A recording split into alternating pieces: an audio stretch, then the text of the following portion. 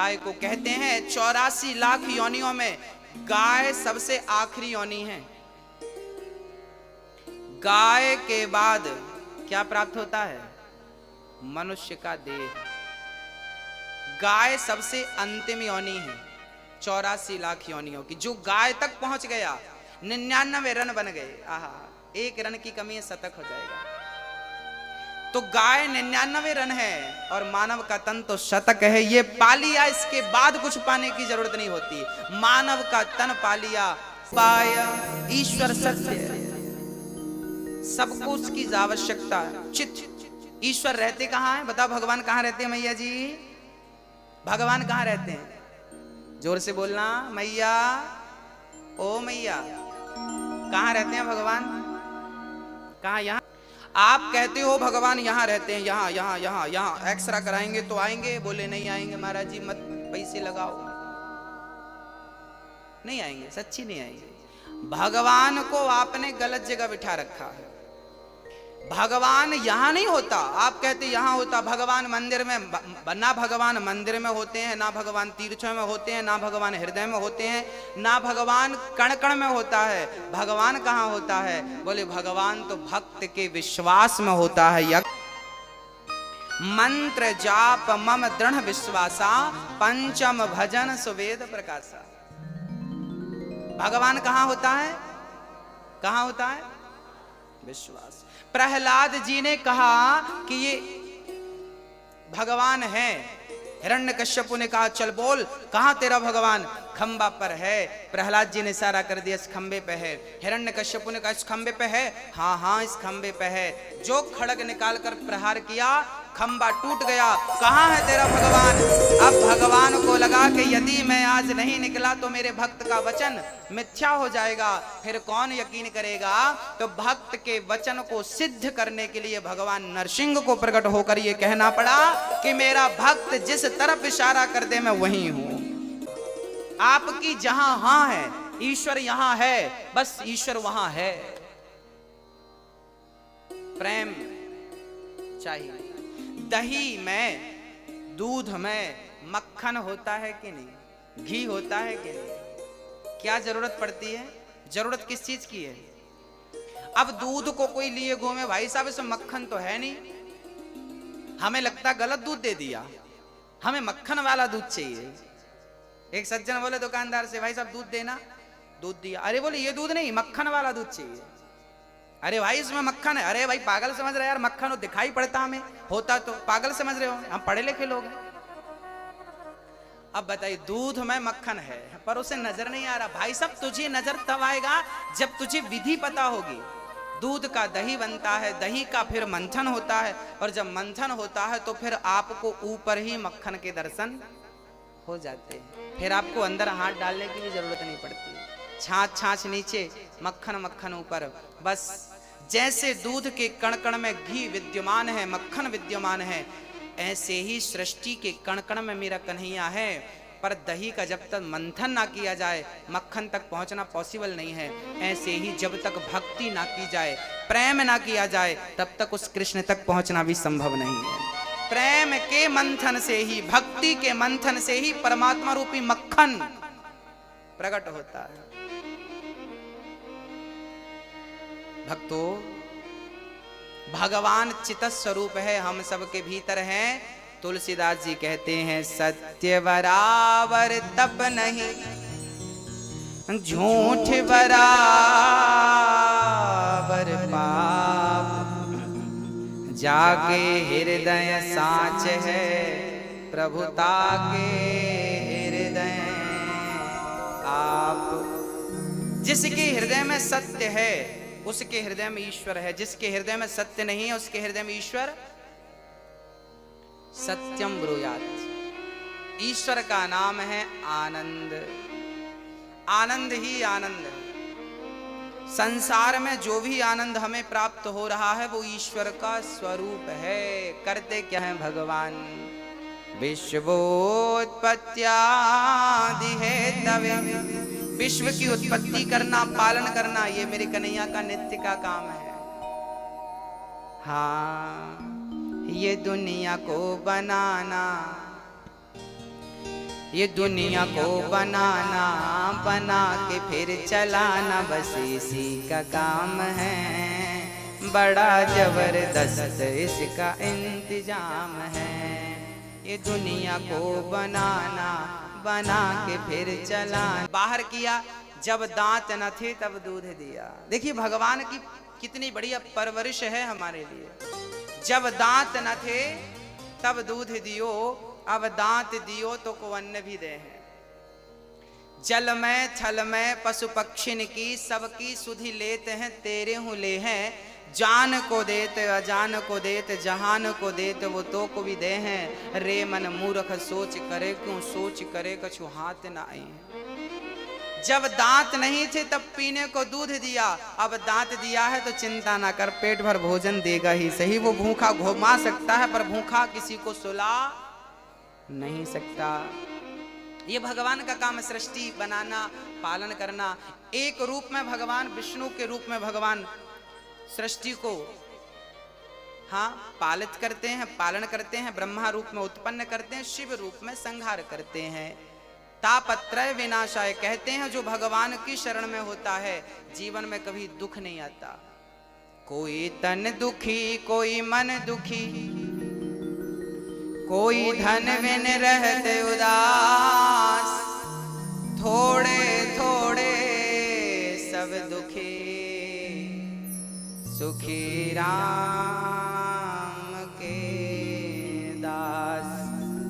संसार में सब दुखी हैं, कौन सुखी है? केवल भगवान के भक्त, वो सुखी है। इसलिए उनके बनकर रहिए। ऐसे भगवान राधा कृष्ण सहित, कृष्ण को राधा सहित श्री कृष्ण को श्री कृष्णाय वयम नुमः, हम उन्हें नमस्कार करते हैं। बोलिए कृष्ण कन्हैया लाल की। यम प्रव्रजन्त मनुपेतमपेत कृत्यम, द्वैपायनो विरह कातर आजुहाव।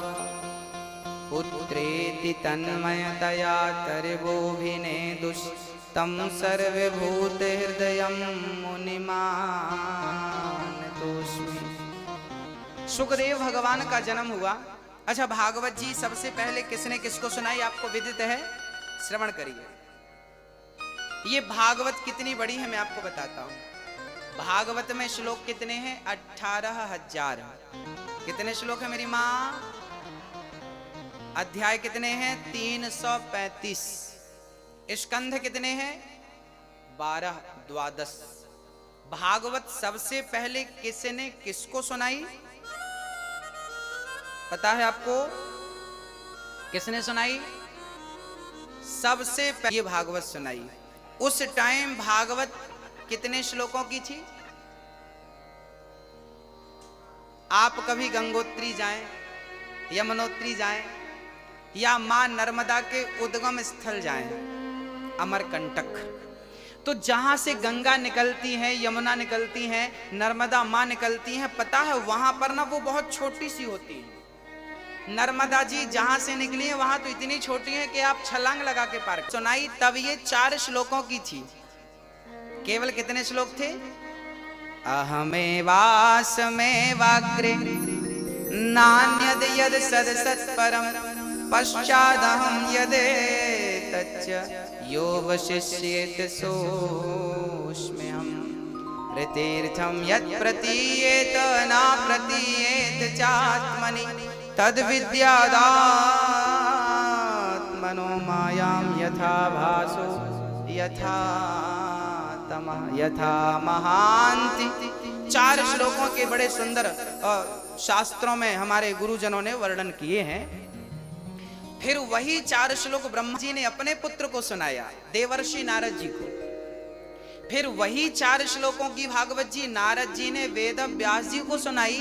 तो वेद व्यास जी ने सोचा कि भाई 4 श्लोक हम तो समझ सकते हैं, पर संसार के तुच्छ प्राणी, अज्ञानी लोग सूत्र की भाषा नहीं जान सकते, इनको विस्तार करके बताना पड़ेगा कोई भी बात, तब ये जानेंगे। तब उन 4 श्लोकों की व्याख्या कर दी श्री व्यास जी ने, विस्तार कर दिया। इसलिए उनका नाम भी पड़ गया वेद व्यास, विस्तार करने के लिए। वेद व्यास जी का यथार्थ नाम है द्वैपायन। क्या नाम है? द्वैपायन। व्यास जी का नाम है द्वैपायन। उनका नाम जब वेदों का विस्तार किया, भागवत आदि का, उनका विस्तार के कारण नाम पड़ गया वेद व्यास। व्यास मीन्स विस्तार। विस्तार को, अधिक को संस्कृत में व्यास कहते हैं। तो वेद व्यास नाम। अच्छा, वेद व्यास जी के पुत्र हुए हैं। एक बार क्या हुआ, भगवान शंकर अपनी पत्नी हमारी माँ पार्वती से कहा, देवी आज आप बड़ी उदास हो। पार्वती ने कहा, प्रभु मुझे चिंता सता रही है, मैं आपसे बिछड़ना नहीं चाहती, मैं मरना नहीं चाहती, कुछ ऐसा करो कि मैं मरूं ना, क्योंकि मैं पिछले जन्म में मर गई थी, आपसे दूर चली गई थी, मुझे बिल्कुल अच्छा नहीं लगा। अच्छा, पार्वती पिछले जन्म में क्या थी? माता सती। सती दक्ष के यज्ञ में गई, जलकर भस्म हो गई, फिर बाद में वो क्या बनी? पार्वती। अब माता पार्वती ने कहा, प्रभु मैं आपको एक पल के लिए भी छोड़ना नहीं चाहती। शंकर जी बोले, तो फिर पार्वती ने कहा, प्रभु अच्छा ये बताओ, मैं तो कई बार मर चुकी, आप कितने बार? शंकर जी बोले, हम तो एक ही बार पैदा हुए हो तब से आज तक है, हम बार बार पैदा नहीं होते, हम मरते। भाई जो मरेगा वो पैदा होने की उम्मीद, मरेगा ही नहीं, सवाल ही नहीं खड़ा होता दोबारा पैदा होने का। पार्वती जी ने कहा, आपने कभी मरे ही नहीं आप? शंकर जी बोले, क्या चाहती हो हम मर जाएं? पार्वती जी बोली, हम नहीं चाहते कि आप मरें, पर ये बताइए कि आप कभी नहीं मरते, इसका राज क्या है? शंकर जी बोले, हमने अमर कथा सुन रखी है, और जो अमर कथा श्रवण कर लेता है वो कभी मरता नहीं, मृत्यु के चक्कर से सदा सदा के लिए मुक्त हो जाता है। पुनरपि जननम पुनरपि मरणम पुनरपि जननी जठरे शयनम भज गोविंदम गोविंदम भज मूढ़मते। आद्य शंकराचार्य जी ने कहा है कि जो गोविंद का भजन करता है, जो गोविंद की शरण में रहता, भज गोविंदम गोविंदम भज मूढ़मते। मूढ़मते मतलब हम, मूढ़मते मतलब अज्ञानी लोग है, अज्ञानी लोग। तू गोविंद का नाम जप, इसलिए जप ताकि तू यदि जपेगा तो आने जाने के चक्कर से, पुनरपि जननम पुनरपि मरणम, इस चक्कर से सदा सदा के लिए तू मुक्त हो जाएगा। पार्वती जी से शंकर जी ने कहा, मैंने उस नाम को बहुत जपा है, कथा सुनी है, इसलिए मैं मरूंगा ही नहीं। 7 दिन बाद राजा परीक्षित से सुखदेव जी ने यही पूछा, राजन क्या आप मरोगे? परीक्षित ने कहा, प्रभु मैं तो आत्मा हूं, आत्मा अविनाशी है, कभी नहीं मरती। जो भागवत सुन लेता है वो अपने स्वरूप को जान लेता है, वो इस बात को जान जाता है कि मैं कभी मरूंगा ही नहीं, क्योंकि वो अपने आप को शरीर नहीं आत्मा समझने लगता है। इसलिए शंकर जी ने कहा, देवी, पार्वती जी ने कहा, तो हमें भी वो कथा सुनाओ जिससे आप मरते नहीं हैं। शंकर जी बोले, चलो। अब शंकर जी पार्वती को लेके अमरनाथ चले गए। अमरनाथ के जंगल में डमरू बजाई, सारे पशु पक्षी भाग गए, पर एक छोटा सा शुक मीन्स तोता। अच्छा, ये तोता कौन था? जब राधा जी धराधाम में लीला करने आई, आज शायद बात होगी आपको, कुछ जगह आज जाए कुछ जगह जाए, इसलिए मैं समझा देता हूं। हम लोग 84 कोस की परिक्रमा में भांडी वन चलेंगे, है ना? कहां चलेंगे? भांडी वन में क्या हुआ था? भांडी वन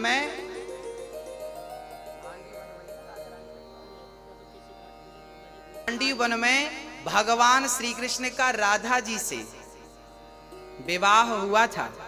आप लोगों को पता है ना, लोग कहते राधा जी से प्रेम किया तो विवाह क्यों नहीं किया।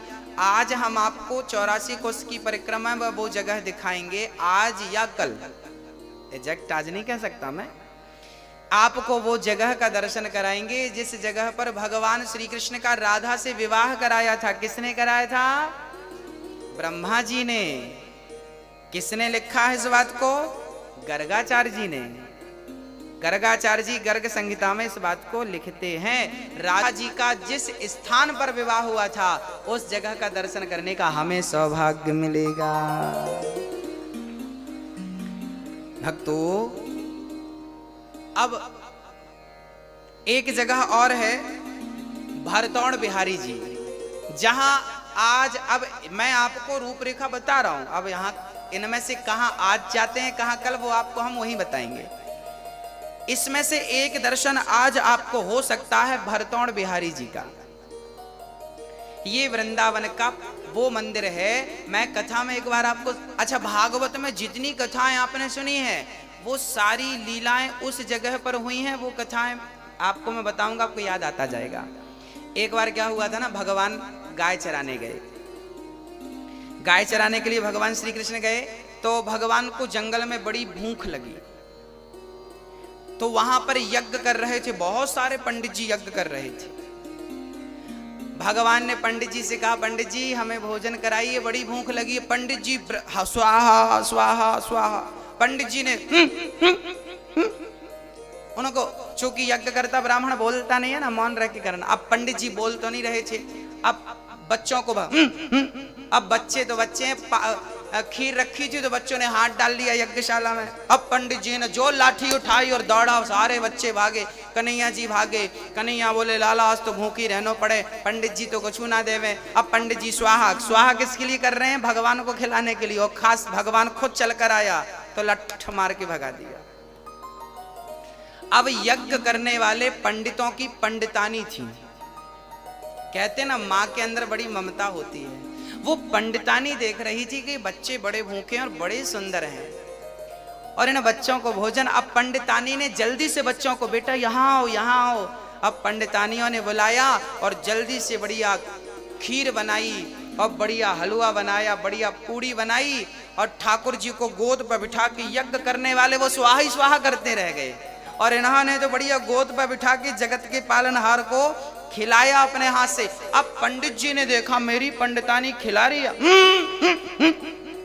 अभी आता हूं, खैर नहीं तेरी। अब पंडितानी ने घूंघट कर लिया, उस तरफ देखेंगे नहीं। अब पंडितानियों ने बड़े प्यार से मेरे कन्हैया के लिए भोजन बनाया और भोजन कराया। और जब भोजन करके जाने लगे भगवान, तो जिस जगह पर पंडितानियों ने भगवान को गोद पर बिठाकर भोजन कराया था, उसी मंदिर का नाम है भरतौड़ मंदिर, जो 84 कोष की यात्रा में आज या कल आपको दर्शन होगा। वो जगह, फिर वो कथा भागवत में आएगी 10वें स्कंद में, आपको सुनाऊंगा एक बारी और। पंडितों को फिर दर्शन भगवान ने नहीं दिया।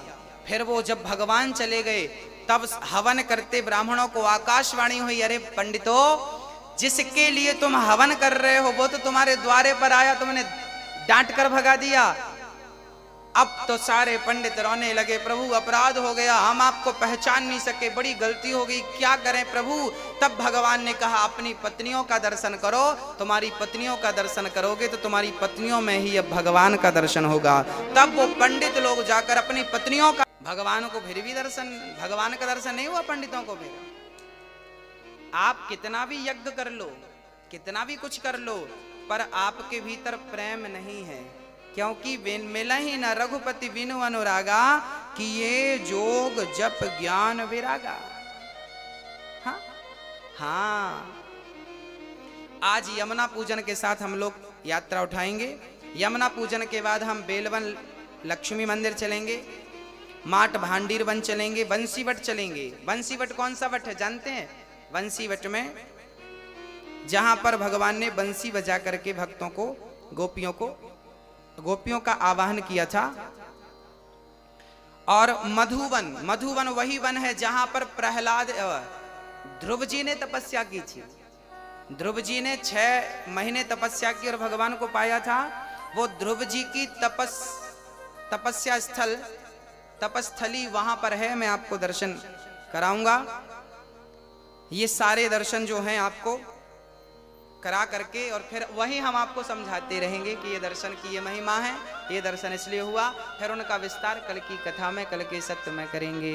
बोलिए भक्त वत्सल भगवान की। सुखदेव भगवान जी राधा रानी के चरणों के दास थे। जब राधा जी लीला करने आई तो राधा जी से तोते ने कहा कि माँ मैं भी आपके साथ चलना चाहता हूँ। राधा जी बोली आप जाएंगे तो वहां पर आपका भी कोई कार्य नहीं है, जब मैं लीला पूरी करके आऊं तब आप जाना। जब राधा रानी लीला पूरी करके चली गई, उसके बाद श्री सुखदेव जी आए और यहाँ पर जो शंकर जी पार्वती को जहां पर कथा सुना रहे थे, सुखदेव जी बैठे थे। शंकर जी ने पार्वती को कथा सुनाई। पार्वती जी ने आंख बंद करके कथा सुनी। उन्हें निद्रा आ गई। पार्वती जी सोने लगी। अच्छा, शर्त ये थी कि आप सो रही हो कि सुन रही हो इसकी जानकारी कैसे लगेगी? तो हुंका देना था। एक राजा था। आप भी हुंका देती जाओ, नहीं तो फिर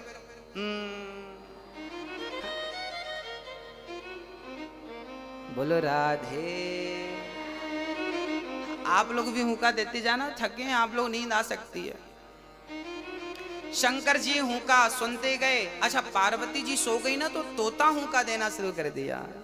और जब तोते ने हुंका दिया, कथा पूरी हुई। शंकर जी ने जयकारा लगाई, बोलिए वृंदावन विहारी। अब उनकी नींद खुली। पार्वती जी ने कहा, स्वामी जी आगे क्या हुआ, फिर क्या हुआ? शंकर जी ने कहा, कथा तो पूरी हो गई, आप कहाँ थी? मैं सो गई थी। अच्छा, तो फिर हुंका तो बराबर मिला, जवाब किसने दिया? अब शंकर जी ने पलट कर देखा तो तोता बैठा था। शंकर जी ने त्रिशूल निकाला, चोरी से तुमने कथा सुनी। त्रिशूल निकाल कर दौड़े। व्यास जी की पत्नी मासिक धर्म से निवृत्त होकर के अपने केस सुलझा रही थी। वो तोता दौड़ता हुआ आया, उड़ता हुआ, और माँ के गर्भ में, व्यास जी की पत्नी के मुख से गर्भ में चला गया। शंकर जी ने कहा, देवी हमारा चोर तुमने अंदर स्थान दिया है, अपने गर्भ में जल्दी से निकालो। व्यास जी की पत्नी ने कहा, शंकर जी आपका चोरी क्या हो गया? आपके पास ऐसा क्या है कि कोई चुराएगा? चोर सारे मंदिरों में जाते हैं, शंकर जी के मंदिर में नहीं जाते। चोरों को शंकर जी के मंदिर में मिलेगा ही नहीं।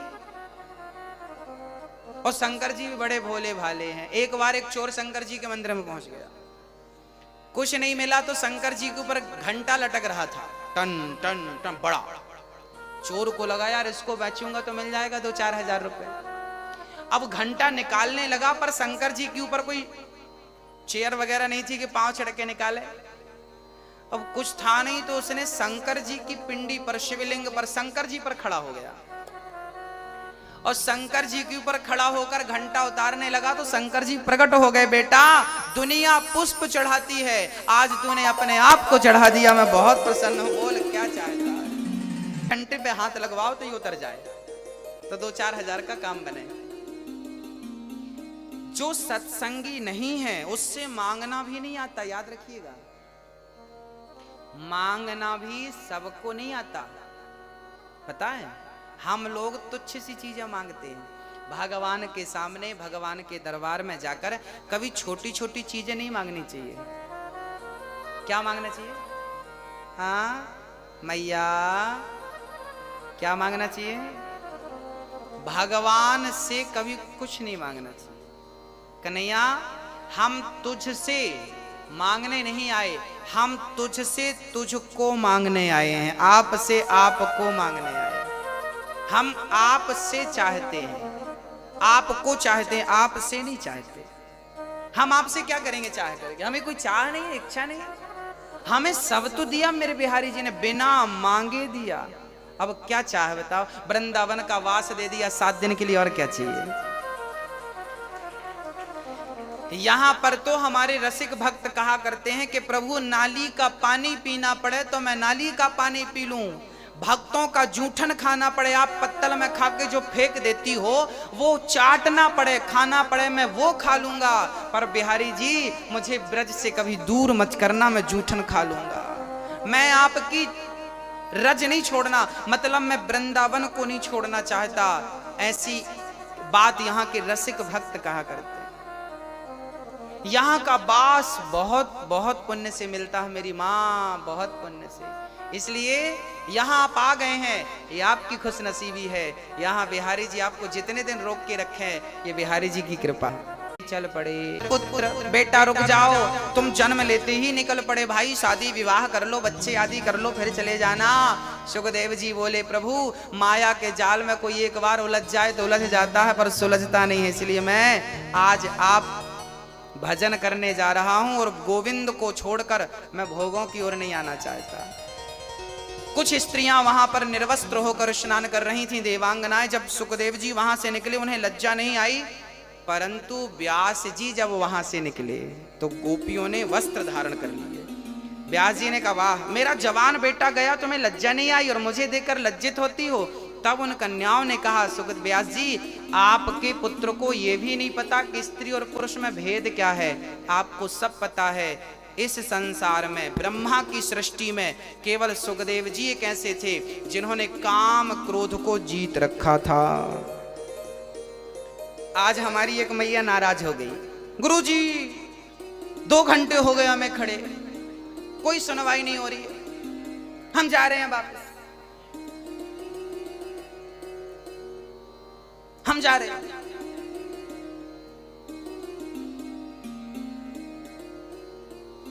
है ना, होता है। जब आप लोग बहुत देर तक खड़े रहते हैं, आप परेशान हो जाते हैं, तब आप ना चाह करके भी बोलते हैं। देखिए, वृंदावन में आके पहली बात तो कभी हमें गुस्सा नहीं करना, और यहां आके हम कभी ये नहीं कह सकते कि हम जा रहे हैं।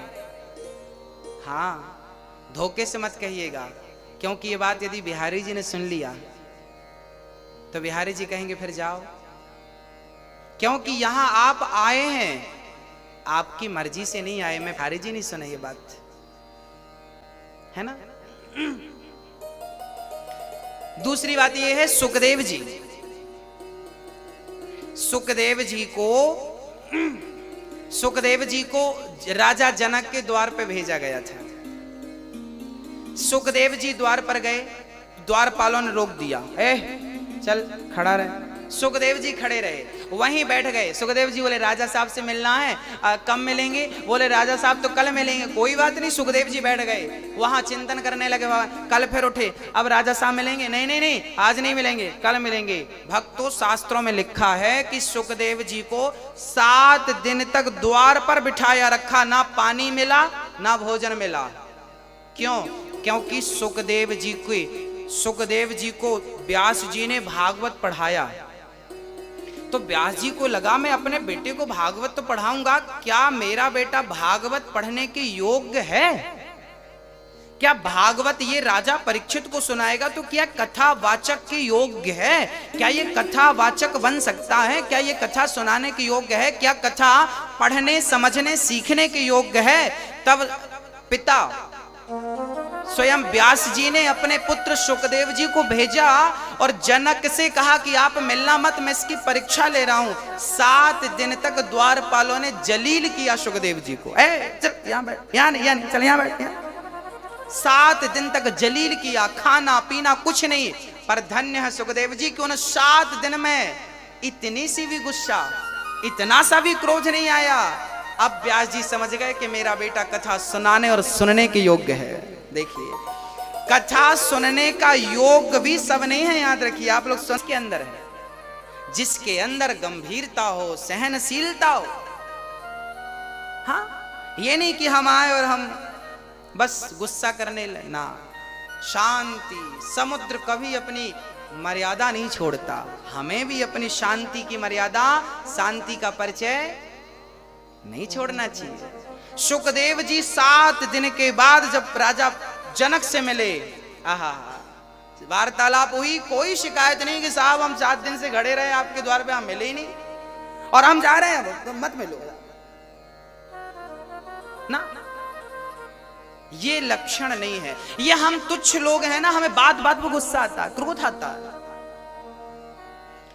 मैं समझता हूं कि आप थके हैं, आप दूर से आए हैं, आपको भी फ्रेश होना है, रेडी होना है, तैयार होना है, जरूरी है। नित्य की क्रियाएं तो जरूरी है, पर वो सारी सुविधाएं हम थोड़ा नजर डालें, यहां वहां पूछो, सब कुछ मिलेगा, सब कुछ मिलेगा। पर आप जीवन में, यहां नहीं, मैं 7 दिन की बात नहीं कर रहा हूं, आप अपने घर पे भी अपने बच्चों के साथ, पति और पत्नी के साथ भी कभी अपने धैर्य को खोइए मत।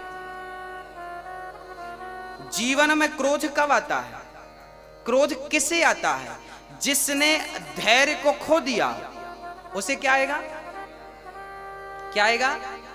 क्रोध आएगा। जिसने धैर्य रखा, श्रद्धा और सबूरी, श्रद्धा ईश्वर पे क्या हो? श्रद्धा हो और सब्र हो। कहते हैं ना, सब्र का फल क्या होता है? हाँ, उस मिठास तक तब पहुंचेंगे जब सब्र रखेंगे। माता शबरी ने कितने वर्षों तक जंगल में झाड़ू लगाई, माता शबरी ने, और रोज रोज ऐसे ऐसे देखती। माता शबरी कहती, बोल बोल बोल कागा। माता शबरी कहती कि बोल कौआ मेरे राम कब आएंगे, हो बोल आए नहीं राम जी आएंगे तो क्या करोगी। गल गई पर सेवा नहीं छोड़ी, पूरे जंगल में झाड़ू लगाती। किसी ने कहा माता शबरी ये पूरे जंगल में झाड़ू क्यों लगाती है? बोले कब आ जाएं, कहां से आ जाएं कोई नहीं जानता। मेरे राम के चरणों में कांटे ना चुभे, कंकड़ ना चुभे, कोई पत्थर ना लग जाए, पूरा जंगल साफ कर देती है। सेवा नहीं छोड़ा माता शबरी ने। और हमें भी क्या नहीं छोड़ना चाहिए? सेवा। माता शबरी राम की सेवा क्या करती थी? झाड़ू लगाकर अपने गुरु जी के बर्तन धुलती थी, गुरु जी के चरणों की सेवा। जिस रास्ते से गुरु निकलते झाड़ू लगा देती। शबरी को राम तक किसने पहुंचाया? मतंग मुनि ने। आपके गुरु का नाम क्या था? जब गुरु जी मरने लगे, जिस दिन राम जी का वनवास हुआ, उस दिन मतंग मुनि ने अपना शरीर पूरा किया। पर मतंग जी जब जाने लगे तो माता शबरी बोली, गुरु जी कहाँ जा। देखो शबरी कितनी भोली थी, वो ये भी नहीं जानती थी कि मरना क्या होता। गुरु जी मरने लगे, सब बोले गुरु जी जा रहे हैं, सब रोने लगे गुरु जी। अब शबरी आई और गुरु जी कहाँ जा रहे हैं? बेटी हम जा रहे हैं। गुरु जी हमें भी ले चलो। शबरी कहती गुरु जी हमें भी साथ ले चलो।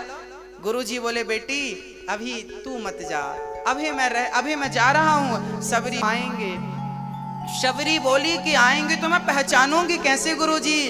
गुरुजी ने कहा दो भाई होंगे, एक गोरा होगा एक सांवला होगा, और दोनों के हाथ में धनुष और बाण होंगे।